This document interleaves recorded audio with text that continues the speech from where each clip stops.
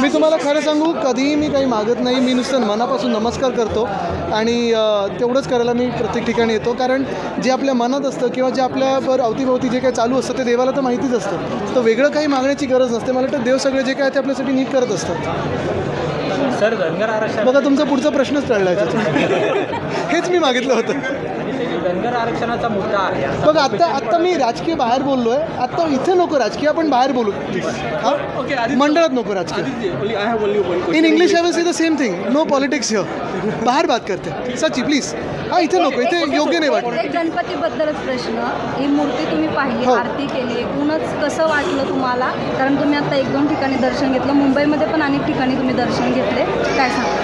नेहमी अशा मंडळात येऊन प्रसन्न तर वाटतंच. मंडळ असो मोठी किंवा कधी कधी मुंबईत आम्ही जेव्हा मंडळाच्या आजूबाजूला घरोघरी जातो तेवढंच प्रसन्नता असते. आणि आपल्याला खरोखर सांगतो, असा सण म्हणजे जेवढं शहर पूर्ण सजलेलं आहे, क्वचितच असं सजतं. आपण पाहतो की हा सण असेल, दिवाळी असेल, दसरा असेल, आता हा सणाचा दिवस, सगळे सणाचे दिवस सुरू झालेत आणि त्याच्यात राजकीय सण पण सुरू होतील कारण निवडणुका अपेक्षित आहेत. तर सगळीकडे पण अपेक्षा हीच आहे की निवडणुकीसारखे आणि सण सणासारखे असेल. उद्या बाप्पाला निरोप देण्याची वेळ आहे, खूप गर्दी असते, आवाहन काय कराल?